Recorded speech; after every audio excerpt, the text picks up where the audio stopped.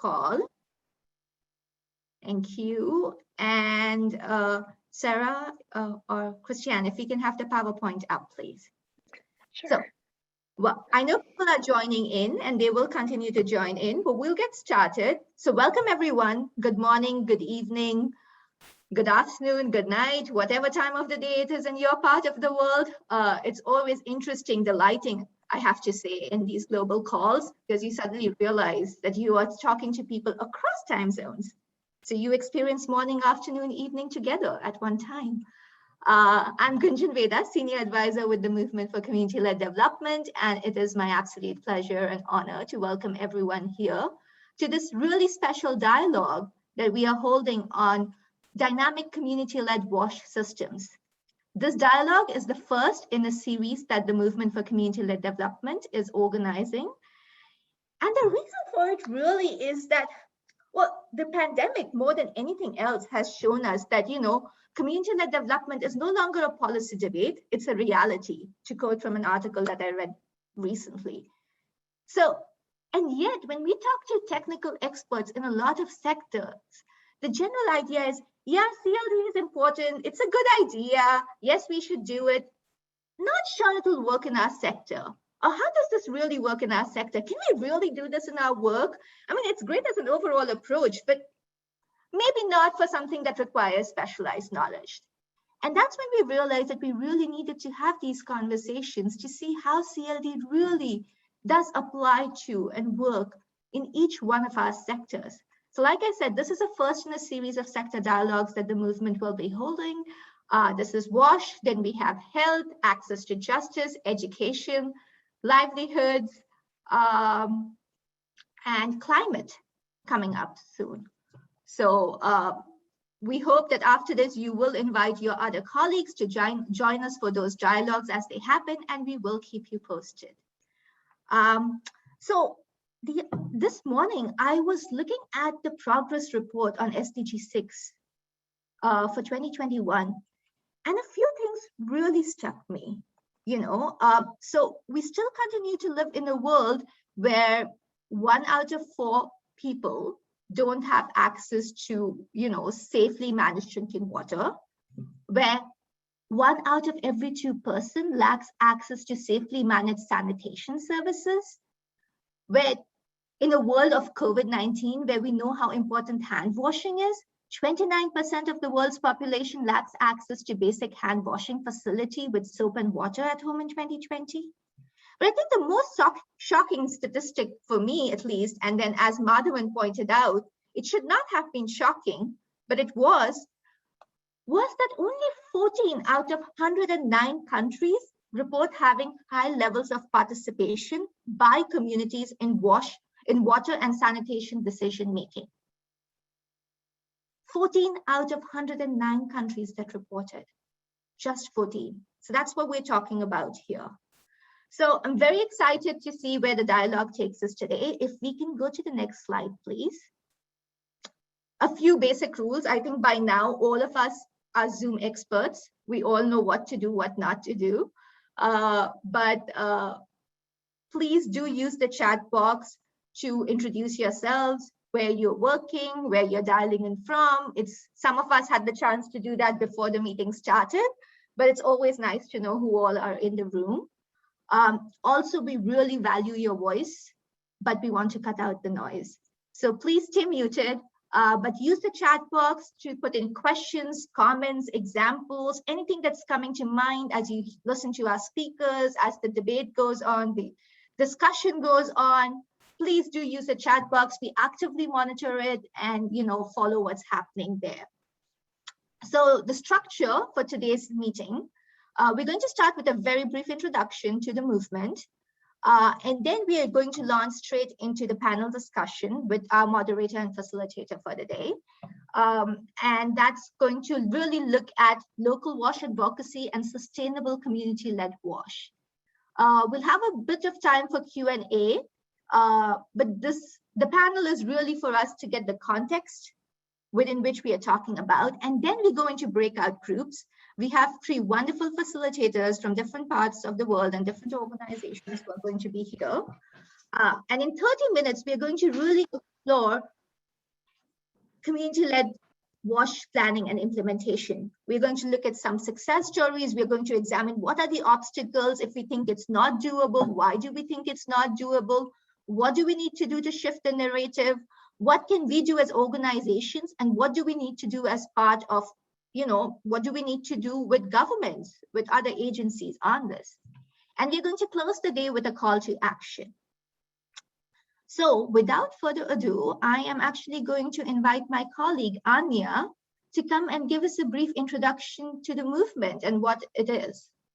Anya, over to you. Thank you so much, Gunjan. Christiane, if you could just click the next slide, please. So in 2015, when the Sustainable Development Goals were announced at the UN General Assembly, a group of people and organizations came together and agreed that these goals are great, but the only way they could be achieved is through placing communities at the center of their own development, since true sustainable change can only happen from within. We therefore use the launch of the SDGs as an opportunity to formally create what is the Movement for Community-Led Development. Next slide, please. The movement is a global consortium of over 1,500 civil society organizations and 72 international NGOs who are committed to the belief that every person should have a voice in decisions that affect their lives. The Hunger Project is the global secretariat of the movement, and we work through a number of working groups as well as national chapters, where local organizations come together, identify common concerns, and advocate for governments to adopt these community-led strategies. Next slide, please. So although the movement actively works to address a variety of topics, it has 5 predominant goals, as you can see on the screen. So voice and agency for women, youth, and marginalized groups, adequate community finance, good local governance, quality public services, and resilience. Next slide, please. So here on the screen is our theory of change, which has 2 major thrusts, as you can see. So the first being advocacy partnerships to place pressure on national governments to decentralize and devolve resources. And the second being forming partnerships to facilitate the process of community-led development. We hope that this will form a convergence, and only when this happens can we achieve the Sustainable Development Goals. So if you're interested in learning more about the movement, you can visit our website or subscribe to our newsletter. Thank you. Thank you so much, Anya. So now it is my absolute pleasure to introduce our moderator and facilitator for this event, VK Madhavan. VK Madhavan has been the Chief Executive of WaterAid India for the past 5 years. He has worked for 3 decades in the non-profit sector in India, and half of that has been spent living and working in rural parts of India, implementing a community-based integrated approach to development. Madhavan, over to you. Thanks very much, Gunjan. To take up where Gunjan left off, I think it's very clear that on current form, and the current investment, we're unlikely to meet SDG Goal 6 anywhere in the world. One of the tragedies of our times is the fact that despite the COVID pandemic, we haven't seen access to water, sanitation, and hygiene become a priority for governments. At a time when you would have thought that with the emphasis on the importance of hand hygiene, there would have been a prioritization of improving access to water to at least ensure that people could practice hand hygiene. Unfortunately, the hope really seems to be dying down very quickly. And I think one of the learnings from the pandemic for us has to be that if we wish to prevent any future pandemic, it is important for us to recognize that part of prevention requires us to invest in the building blocks for public health, where effectively safe, assured water, safely managed sanitation, and good hygiene. I think one of the tragedies is that access to wash has largely been seen as an engineering problem, where it's just a matter of trying to get the pipes into place, the taps into place, the toilets into place, water purification systems into place. If you were to look at, for example, why drinking water schemes, particularly for low-income families, tend to fail, that amongst the top 2 reasons for why they fail, at least in India, are one, either if the source of water is not sustainable, and the second, if there is poor operation and maintenance systems. And both of these are actually a direct consequence of the inability of planners and government to ensure that communities are involved in these schemes. I think it's important for us, and experience now globally suggests that what we need is actually social engineering. We need to invest in the capacity of communities to ensure that communities can plan, design, operate, and maintain wash systems. Rather than take up more time, I'm sort of delighted to introduce two of our speakers today, John Oldfield and Kanika Thaker. John is the principal of Global Water 2020, and Kanika is the Green Advisor for the Swedish Red Cross, and also founder of #Toilet Talk. So we'd like to first turn to John, so we could hear from John, and then we would hear from Kanika. So over to you, John. Madhavan, thank you. And good morning, good afternoon, good evening to everyone. And thank you all for joining us. A big shout out to the Movement for Community-Led Development and to the Hunger Project, whose progress I've been following for years with great interest. And I think it's highly appropriate that this series of events start with WASH, start with SDG 6. I think that's the fundament to initial success and to sustainable progress for any number of the other SDGs. So thank you all. Let me jump right in. If we truly want to support community-led development for SDG 6, if we truly want to make sure that the voices of the most marginalized are heard and acted upon, I propose simply that professionalizing WASH advocacy is a big step in that direction. Professional WASH advocacy at national, at subnational, at even hyper-local levels is, I would suggest, the way to put communities front and center, especially the poorest within those communities, the women, the girls, the rural families, the people living with physical and intellectual disabilities. And by professionalizing WASH advocacy, I mean simply hiring and training self-empowered, community-based leaders to make sure that the voices of the most marginalized are heard by their elected officials repeatedly and over the long run. It's that simple. And I acknowledge that there are a lot of WASH advocates out there doing this work already. Many, even most of us in this meeting perhaps have been involved in advocacy one way or another. They write letters, they raise their voices, they have meetings with mayors and members of parliament. These efforts are all good, and sometimes they are successful. But for the most part, advocacy, especially in the WASH sector, is a hobby, not a job. So why is that important? Let's say you get a win as a hobbyist WASH advocate. Let's say you do actually get an increased WASH budget at a national or a subnational level. So how do you make sure, however, that that money actually flows, that it's invested in the right things at the right times, that it targets the poorest of the poor within your country or your community?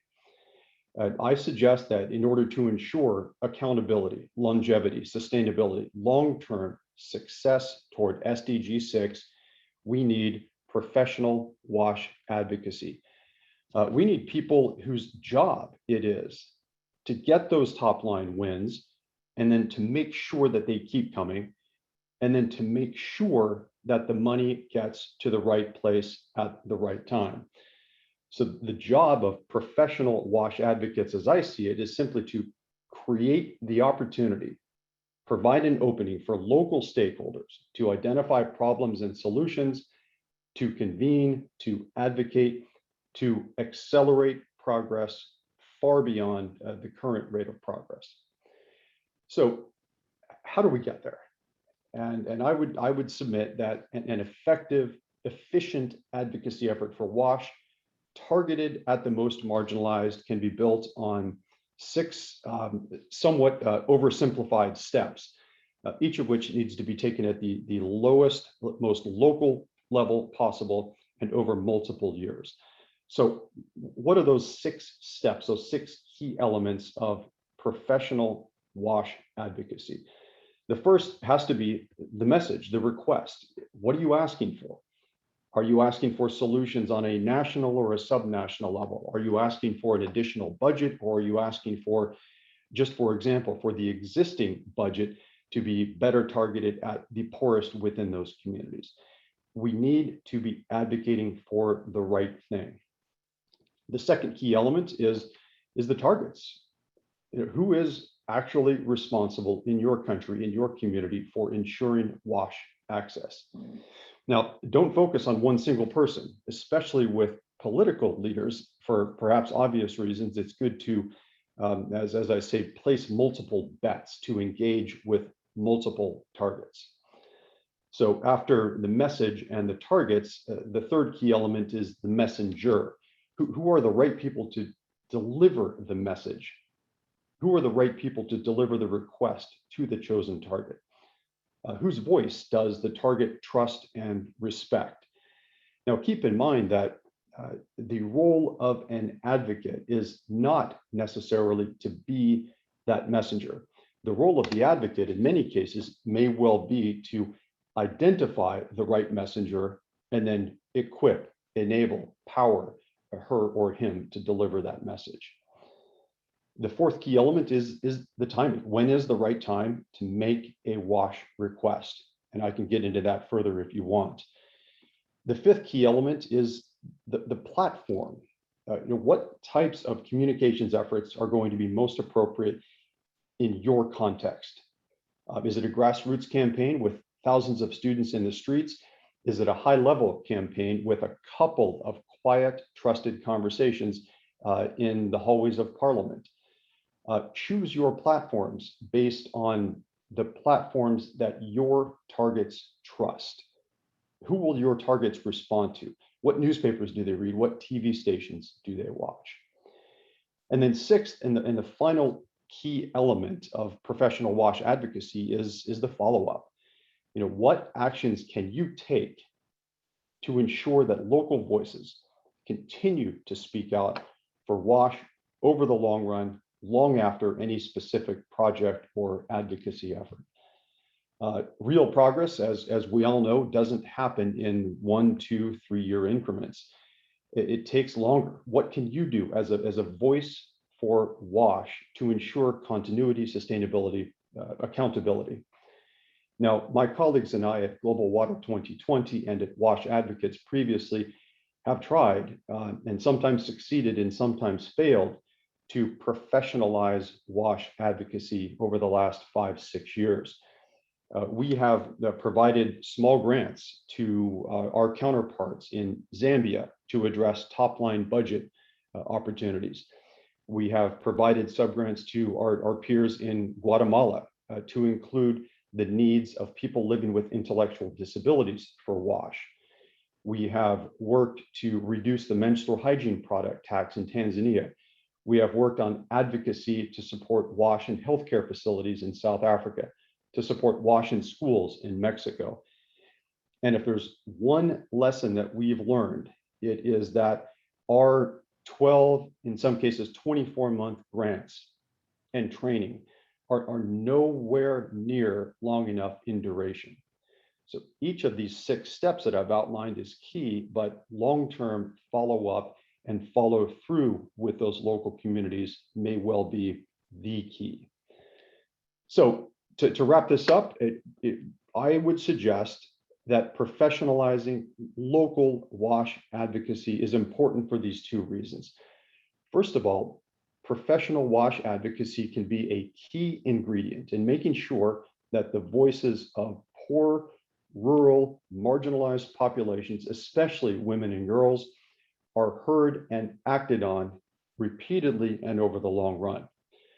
And secondly, in the context of the SDGs, I think that professional WASH advocacy may well be the most effective but under-recognized and under-capitalized approach to development in which we all need to invest if we stand any chance of meeting that SDG target of 100%. So I'll have more on the call to action later, and thank you so much for the opportunity to join you today. Thanks very much, John. It's really clear and absolutely to the time. And so thank you. Over to you, Kanika. Great, thank you so much. I'm just going to share my screen here.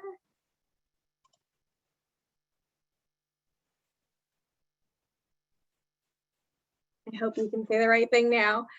So thank you so much. And I'm really happy to kind of follow up on what John was saying there. I think, you know, there really can't be enough said about that incredible role of raising those voices in the community. And what I'd like to do a little bit now is tell you a little bit how we're doing that within the Swedish Red Cross at the local level in our operations itself, how we are really trying to work so closely with the community to make sure that we're building projects that are responsive to the needs on the ground, and also how that leads to more sustainable outcomes. So very quickly, my name is Kanika.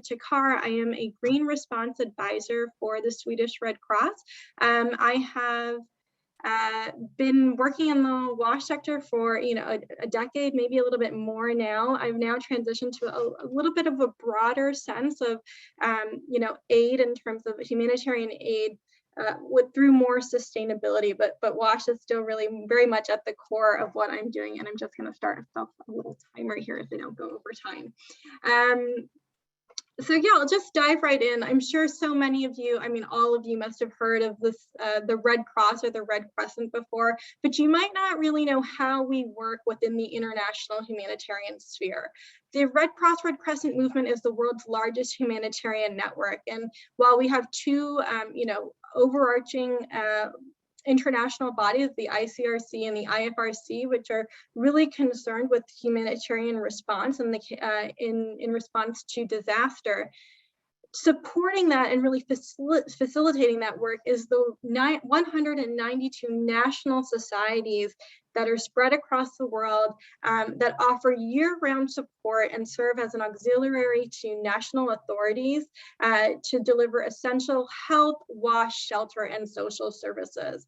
And it's really through their support and the support of the incredible work of nearly 100 million members, volunteers, and supporters that allows us to really get on the ground quickly and understand humanitarian needs at their most local level. The Swedish Red Cross is one of a number of national partner societies, which not only work within our own country, but also work around the world in a variety of different contexts, both in terms of emergency humanitarian aid, but also longer term projects.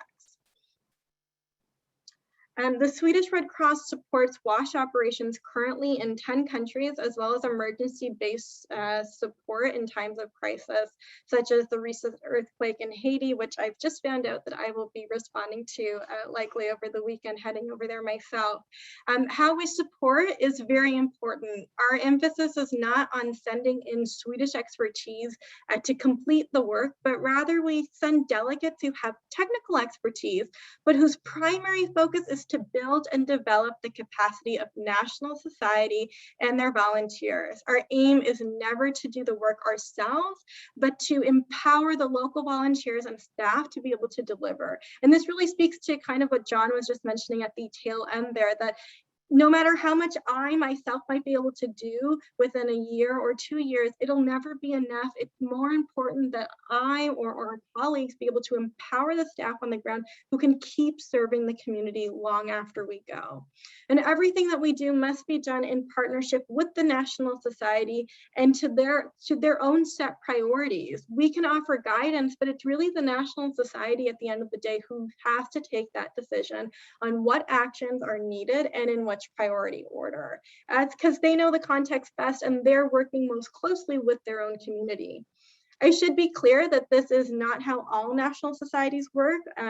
This is how the Swedish Red Cross chooses to stand behind and empower our sister national societies. We have chosen this path that we will not do the work ourselves, but rather facilitate others to do the work on the ground.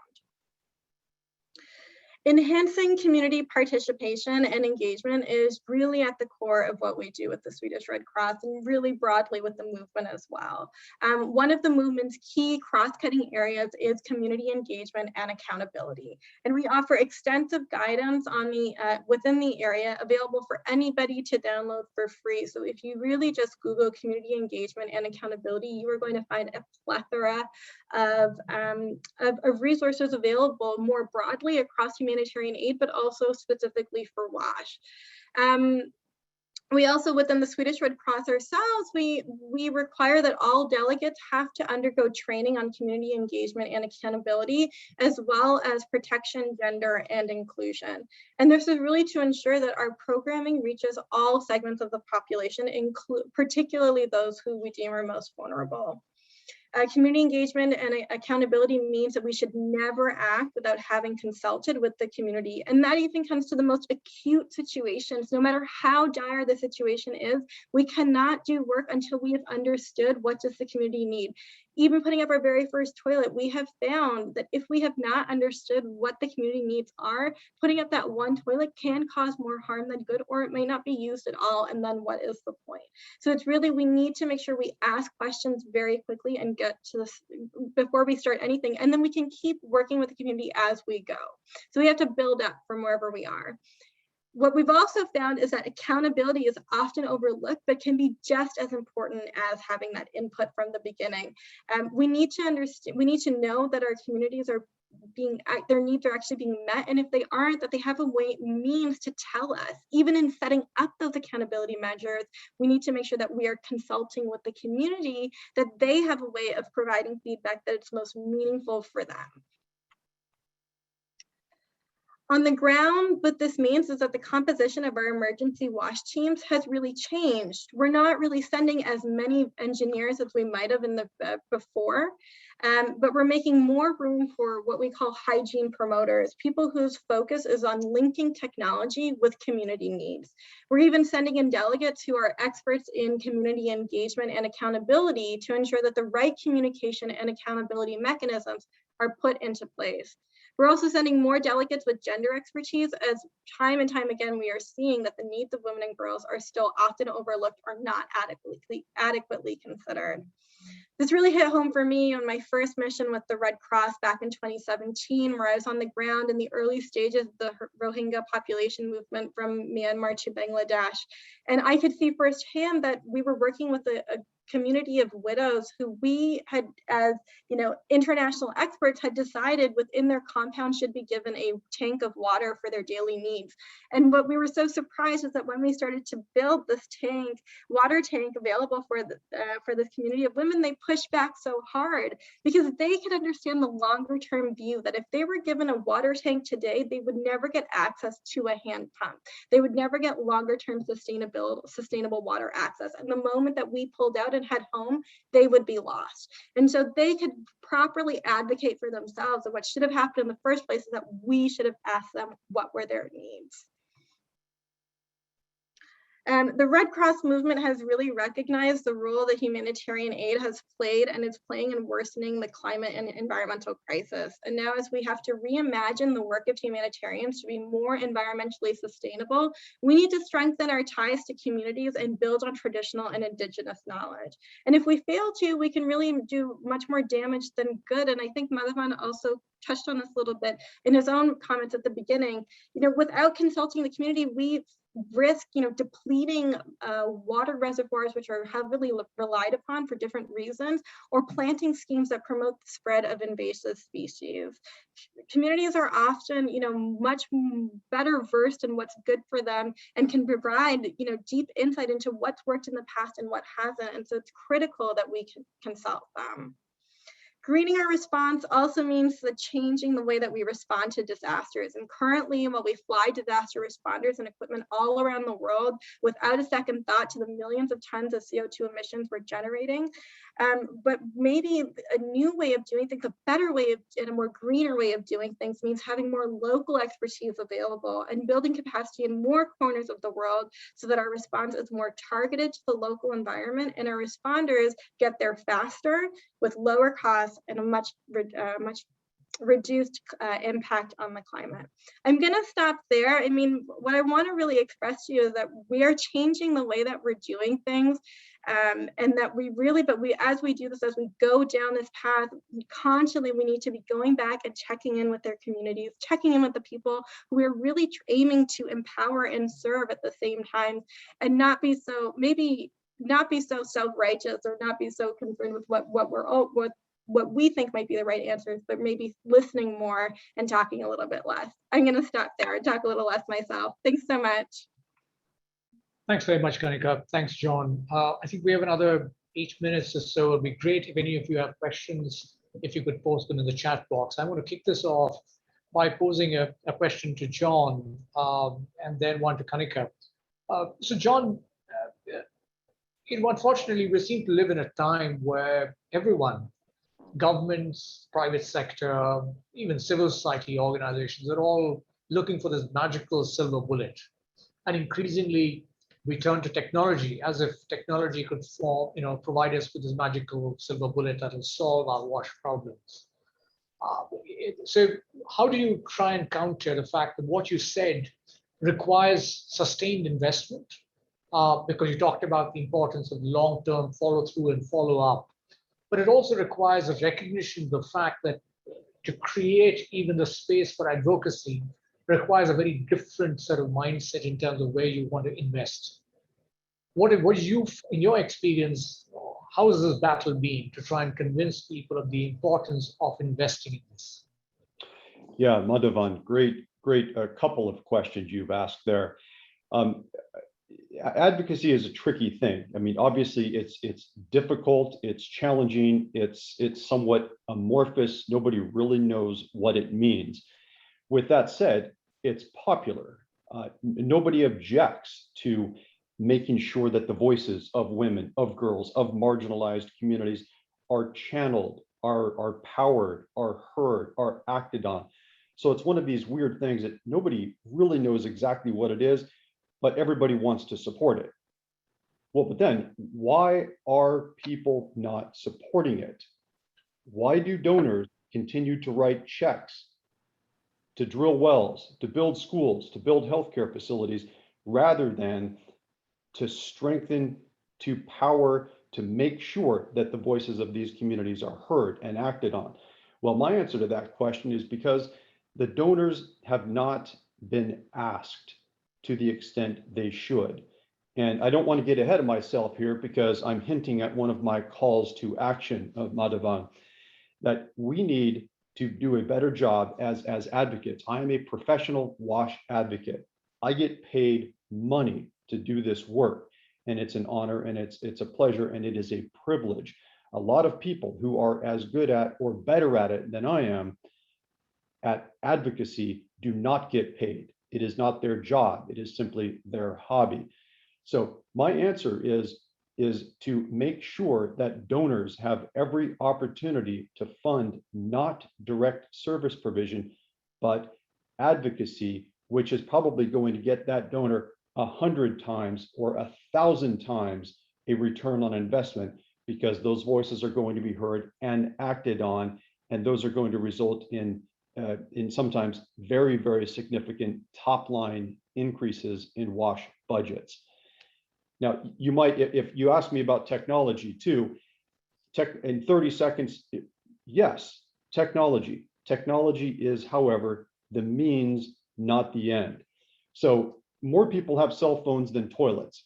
Super, that's great news. Everybody wants a cell phone. So instead of complaining about that, why don't we make sure that those cell phones are used to support, to strengthen those advocacy efforts? Some of these marginalized rural communities have perfect access to modern cell phone technology. Let's use it to make sure that their elected officials are aware of and responding to WASH needs, health needs, education needs, farmers' needs in those communities. Let's use technology for its intended purpose rather than whining about it, I would suggest. Thanks very much, John. So Kanika, one of the things that you talked about, and this is a quandary that most people who work in civil society are faced with, and not just people in government. that when we start to see ourselves as experts, and when we go to a community and we see ourselves as experts and we expect them to perceive us as experts, we seem to lose our inability to listen. How do you train people to do this better? In your experience, what works?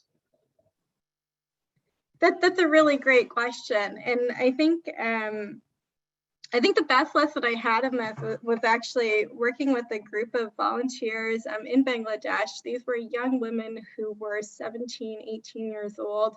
And I thought they presented the best, they presented the best version of myself that I wanted to see. They were so humble because they didn't know that they should be experts, even though they were the experts. They were trained in WASH. They understood what the community needed.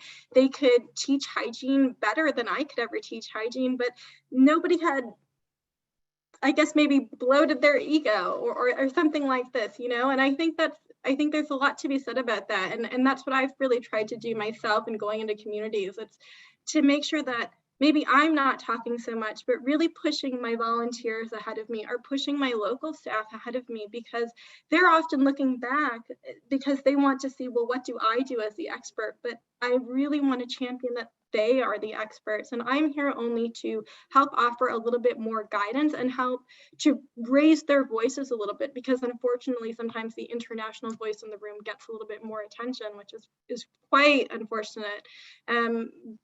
But I mean, not to also, like Jonathan, not to show too much about my call to action might be later, but really I would love to see that as we go through, as we start to work more and more in our communities, that we put those maybe less heard voices ahead of our own, and that we try as much as we can to put people like volunteers or the local advocates that John has often referenced, put them ahead of ourselves so that we hear them before we hear anybody else. Thanks, Kanika. We have a question from John, and then we'll take a question from Samuel. So, John? Thank you, Madhavan, and thank you both, Kanika and John. I couldn't agree more on the importance of local skilled professional advocacy. My question is, have either of you seen examples of this kind of advocacy that is really locally sustainably funded? Because while I celebrate John's call for more donor commitment to local advocacy, we've also seen that backfire in some places. And ultimately, in the movement, I think one of the biggest challenges is how can local civil society, particularly women's groups, get their core budgets sustainably funded without donor dependency. I'm just wondering if either of you have seen successful models of that. Kanika, over to you. I'm sure you have better answers than I do for that very difficult question. Oh, I think that's a little bit cruel.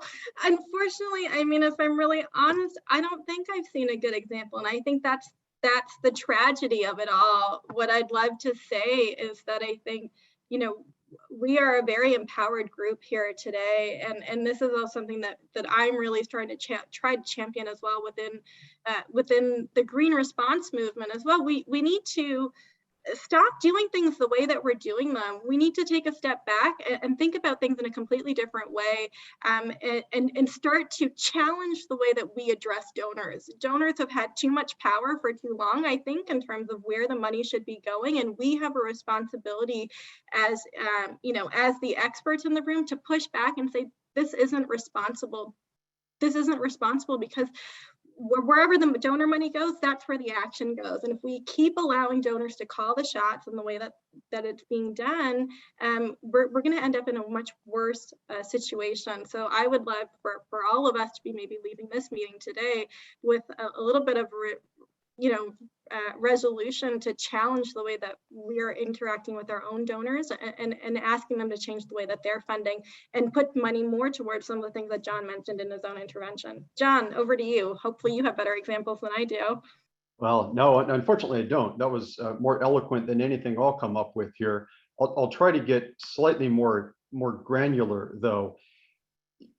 John, it's, philanthropy across the developing world is there, but nascent and somewhat I've found, parochial, let's build a school in my grandmother's village sort of a thing. And listen, there's nothing necessarily wrong with that. I mean, it might be what I would do as well, right? But countries like, let's say, relatively poor, but not bottom 20 countries in the Human Development Index, like a South Africa or in Mexico. There are well-known philanthropies and philanthropists in those type of countries. Why are they not funding advocacy? Why are they not funding community-led development? I think for the main reason that I mentioned before, they are not being asked to fund professional advocacy for any of the SDGs. But I don't want to limit it to sort of the higher end or the middle income economies, even the relatively poor countries, and I'll use Zimbabwe as an example. There's always a group of philanthropists in any developing country with a great deal of money and who are looking for good ideas about how to best leverage their investments. And I would point to, I'll name one in particular, the Higher Life Foundation in Zimbabwe. They have expressed interest in advocacy for efforts to eliminate the transmission of cholera in Zimbabwe. That's super, right? But those efforts are nascent. It's a difficult sales cycle. It might be easy to approach a funder for a Zimbabwean organization to approach a Zimbabwean funder saying, hey, let's build a school. Here's how much it's going to cost, and we'll have it up and running in 18 months. It takes a lot longer to sell the concept of community-led development, of advocacy, especially advocacy targeting the poorest of the poor in those countries. And that sales process needs to start now. And I think that, frankly, this type of conversation here is invigorating that. Thanks very much, John.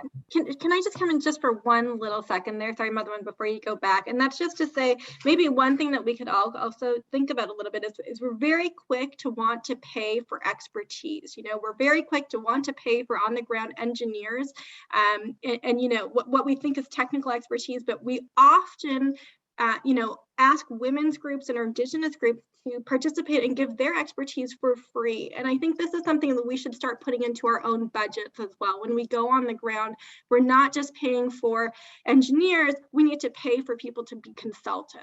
I'll stop there, thanks. Thanks, Kanika and John. We're just going to take two quick questions before we go into the breakout groups. And I'm going to direct one each to both John and Kanika. So Kanika, I'll go first with you. And this is a question posed by David, where essentially David's saying that communities have a host of issues that they're confronted with. Wash, energy, finance, healthcare, and all of these require a significant amount of work and investment. Is there a way by which you can integrate wash into other needs and services to make it easier? Have you seen experiences of being able to do this? That's a really great question. I think we are starting to see it a little bit more in terms of, modular wash services, which can also lead to livelihoods. So if we are bringing in wash services that, if we have wash services that can result in fecal sludge management, where we can be having valuable outputs or waste to value solutions from fecal sludge, these are opportunities for us to be bringing together wash solutions, public health solutions, and also livelihood solutions together. I think there's a lot of opportunity for creative thinking, and I don't think we've done enough as a sector to work harder for that. I think as David has also pointed out in the question, we're very sectorial when we get on the ground, and particularly in humanitarian aid, and this needs to end very, very soon. And I think this is also kind of the call to action for green response, for bringing more environmental sustainability. Environmental sustainability cannot be a sector. It has to grow across all of what we do. And I think in bringing in some of that thinking, we're also going to be able to bring all that together. I'll stop there. Thanks so much. Thanks, Kanika. John, one quick question to you. And this actually, Samuel has two questions, but I'm going to take the second half of it, which is that, increasingly we're seeing market-based approaches where essentially there seems to be this emphasis on expecting that the poor will pay for their own wash solutions. How do you deal with this? Well, Great question, and one that's coming up repeatedly. The bottom line is someone, somewhere, somehow has to pay for wash interventions. It's that simple. This stuff doesn't just happen. You can't just snap your fingers. So where does the money come from? Well, for the vast majority of the funds come from and have to continue to come from a combination of public finance in developing countries and household tariffs. Some of the money can come from commercial interests or be subsidized. Some of the money can come from the international donor community. But the entire international donor community is maybe 10% of the solution. ODA, Overseas Development Assistance, will not solve this problem. This problem must be solved, will be solved by developing countries themselves. And depending, I think there was a question about sort of tax to GDP ratio. Depending on, it's strange that the solution to the wash problem may well come down to something as boring, but as fundamentally important as tax to GDP ratios. Do people pay their taxes, and do they get services for those taxes? So it's the money has to come from a combination of tax monies, tax revenues, and household tariffs. Should people be paying for their water? Yes. Should people be spending a fifth or a half of their income on water? Absolutely not.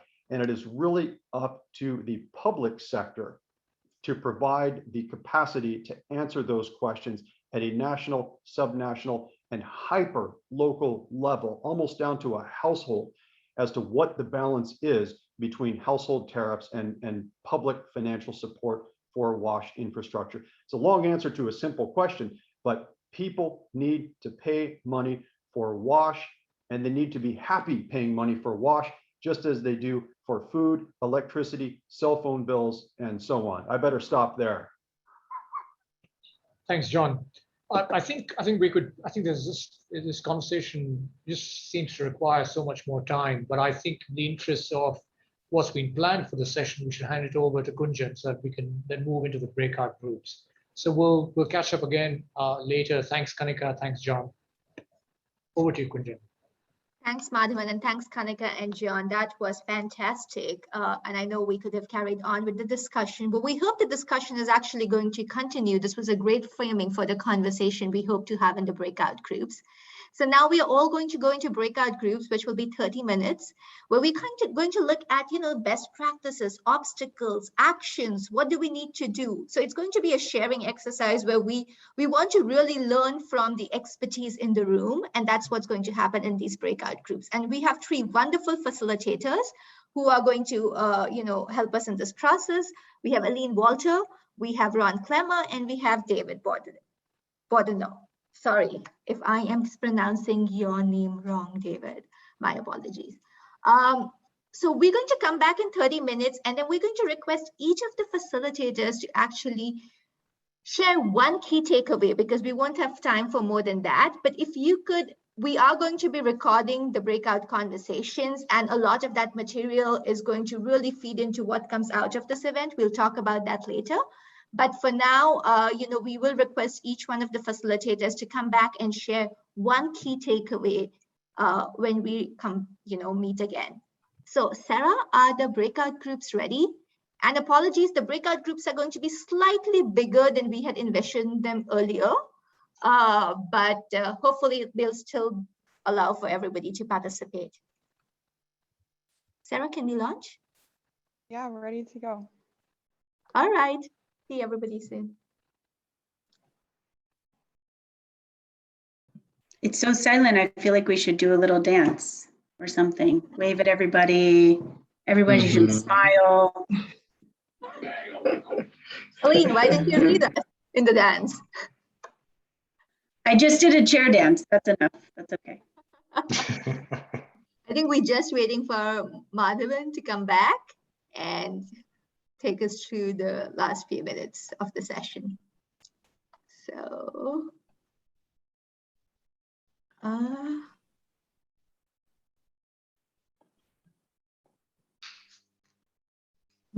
Madhavan, are you back? Yep, I'm back. Thanks. Okay. Over to you. Thanks very much.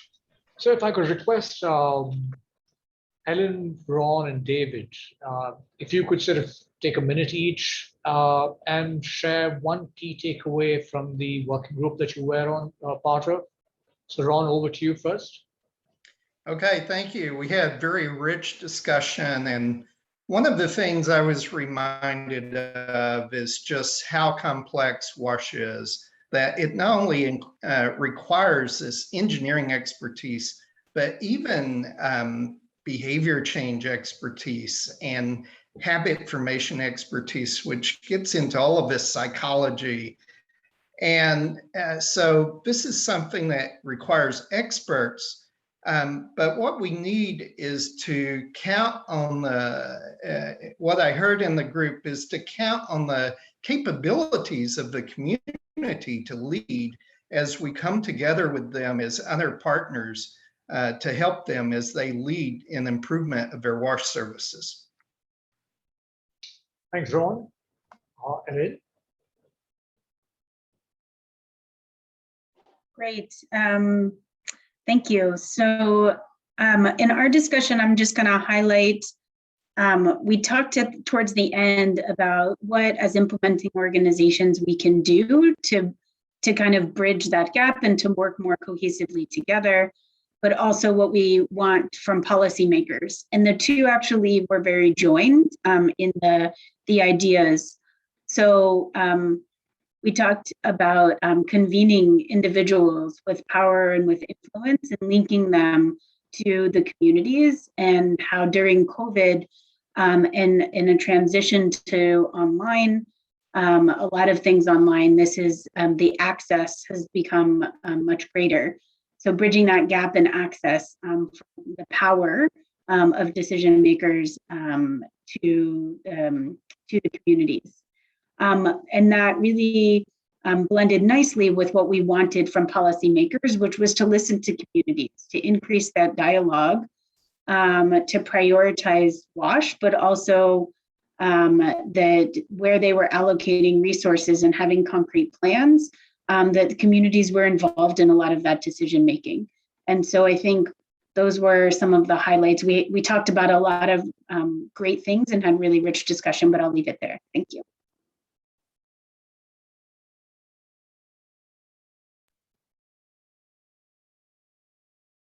Madhavan, yes, thank you so much. So my group, again, very rich discussions and so many takeaways, but one in particular, a couple I would say. Someone had mentioned the great utility of community scorecards for ensuring accountability of the service providers, the government, local government, to ensure that these services are provided. And so it shows also ensures ownership. Another point that was raised that I think is worth noting is the fact that we talk about the need for more resources. Where financial and human resources are ultimately a great limitation, and the fact that we need to keep on emphasizing the fact that community are a resource in and of themselves. They are the artisans. They are the providers of a lot of the building blocks, literally, of WASH infrastructure. And we should always start there and then work outwards to the next level to look for financing. So to capitalize water development funds, for example, with where possible funds from communities, and then look further afield to other financing sources. And so and at the end of the day, whatever they do, it has to be appropriate technology, simplified, sustainable, but appropriate technology, simple technology that allows for replication in the future. Once an activity or project has to move on. So I mean, those are some of the key points that I took out from our conversation. So appreciate the time. Thank you. Thanks very much, David, Elynn, as well as Ron. I can quite imagine that it's really hard to summarize one key takeaway from a 30-minute discussion involving so many people. Sorry to put you on the spot for that, but thanks again for a crisp summary of that. If I could invite Kanika and John again, and Kanika, if you could share one quick call to action.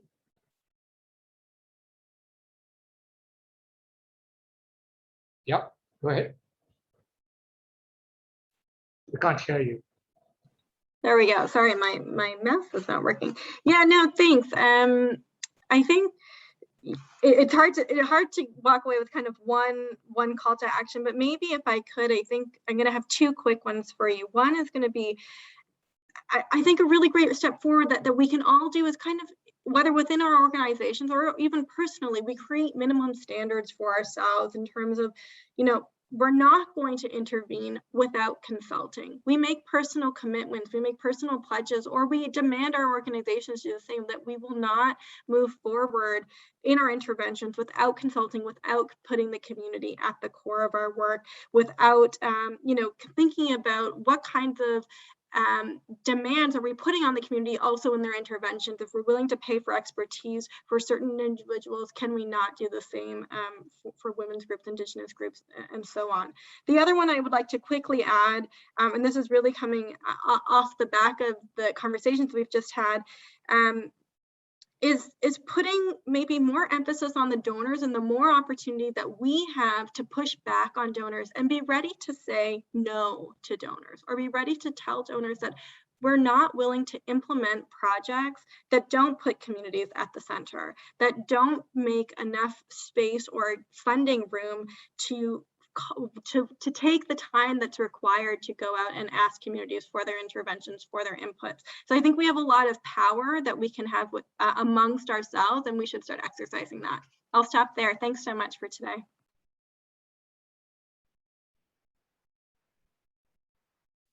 Sorry, thanks, Kanika. John? Great, thank you, Madhavan, and thank you all for being here and for a very interesting discussion. I've got a couple of pages of notes and to-do items here. My first call to action to everyone in this room is to think about, has the international donor community drilled its last well? Has the international donor community built its last latrine? Probably not. So, but as we trend in that direction, can we issue our own call to action for donors to fund community-led advocacy efforts at national, subnational, and local levels? Can we call on donors to provide technical and financial assistance to self-empowered community leaders to make sure that the voices of women and girls in particular are heard in the WASH dialogue? So think about the role of the donor community as my first call to action. My second call to action is simply to start cooking. Use this, some version of this 6-step recipe for your own efforts to integrate advocacy into your programming. So Haraf in Kenya mentioned those community scorecards during our breakout session at a county level in Kenya. So use community scorecards to listen to communities, to determine the challenges, the opportunities, and the advocacy path forward. And then third, and finally, the call to action is for the WASH sector to be working more closely, I would say even more closely, with gender organizations on advocacy efforts. Can we find ways, for example, to partner more effectively with UNIFEM, a UN agency, to include more of a WASH focus at local levels in its work? This would likely result in more WASH for more women and girls and empower those women and girls to continue their education, to be more economically productive, to spend more time with their families, to run for office, and so on. So my calls to action: encourage donors to support professional WASH advocacy efforts, start cooking and bring advocacy inside your organizations, and then look for ways to better partner with gender organizations across the globe. Thank you all. Thanks very much, John, Kanika. I'm not going to try and summarize the richness of the discussions today, but I'm just going to try and touch upon 3 or 4 points while I close. I think we've heard about the importance of a whole range of activities that cover from generating demand for services to ensuring accountability of service providers or duty bearers, and the tools that could be used to facilitate that. We've heard conversations and comments from speakers and panelists about the principles that should govern or ensure the centrality of communities to design, to be heard, and to ensure simply that communities are the center of all our efforts to solve for WASH problems. We've also, there's been great efforts to look at how not just should we be looking at community-centric processes, but also look at ensuring that the efforts that we make are appropriate, are sustainable. One thing that we probably didn't hear enough about is about the importance of institutions of self-governance and the fact that institutions of self-governance, particularly where elected institutions of self-governance exist, like self-help groups, could also be a community institution and could potentially be empowered to lead their own processes. Finally, I think it's very clear from this conversation and from enough evidence which precedes this, that it makes economic, ethical, and strategic sense for communities to lead the process of solving for their own problems, including WASH problems. And finally, there's a need for us to look at an integrated effort across sectors, that WASH is not just, it should not be seen as in a silo. We need to look at integration across public health, education, gender-based groups to try and get collective efforts to solve for all of these problems with communities at the center. Thank you. Over to you, Kunjan. Thank you so much, Madhavan, and thank you everyone who has been here with us today for sharing your ideas, the calls to actions, best practices. There's been so much richness in this conversation, and I don't even know what I can say after all of this, but the only thing, just some logistical things, is that's what my close is going to be, which is where are we going to go from here? What happens now that we have all these rich examples, discussions, thoughts, and calls to action that have been issued? Well, one, we will be sharing the recording for this widely, but also key takeaways from what happened at our meeting today. So we'll do a summary and key takeaways. What's also going to happen is that we are going to develop a position paper on community-led WASH, which we will share with all of you, which we will share with, we'll make sure we get inputs from the panelists, from our facilitators, moderators, but all of you on it. Because that's something that we want to kind of then use as a base to have more conversations around that. I noticed in the chat at different points requests to connect with people in the call and around conversations on community-led WASH. I think that's a great idea. If you want to connect with people, please, I think the easiest way is to do it on chat right now. But the other thing that we can do is that MCLD actually has a subscription list, and one of my colleagues will put in the link to the subscription list in the chat window. You can subscribe to the list, and if there is those subscription lists, we can actually have thematic conversations if needed. John Kunrod is here from MCLD, so I'm going to let him come in on that. But I believe, John, if people want, we can actually do thematic discussions on our subscription, right? Yes. So on the subscription page, not at the top, but at the bottom, there are the different country groups, and there's one that's the general active participant group, not just the MailChimp newsletter. So if you join that and you express interest in actually leading a thematic discussion on CLD and WASH, we can easily set up a subgroup to do that, and then you'd have your own mini listserv inside the CLD movement. Thanks so much, John. Or as Madhavan said, maybe these conversations need to be more integrated, and so we can have more general conversations linking it to health and gender and all the issues. But we'll leave it to what people feel like doing. That's our philosophy in the movement. We do what our members want us to do and what they believe is important. If you're not a part of the movement and you believe in community-led WASH, then you definitely should be a part of the movement. I would encourage you to join us. And once again, a very big thank you to Madhavan, John, Kanika, David, Ron, Elynn, and everybody else here, the team at the movement, Anya, Christiane, Sarah, everybody who made this happen. Thank you so much. We appreciate your time.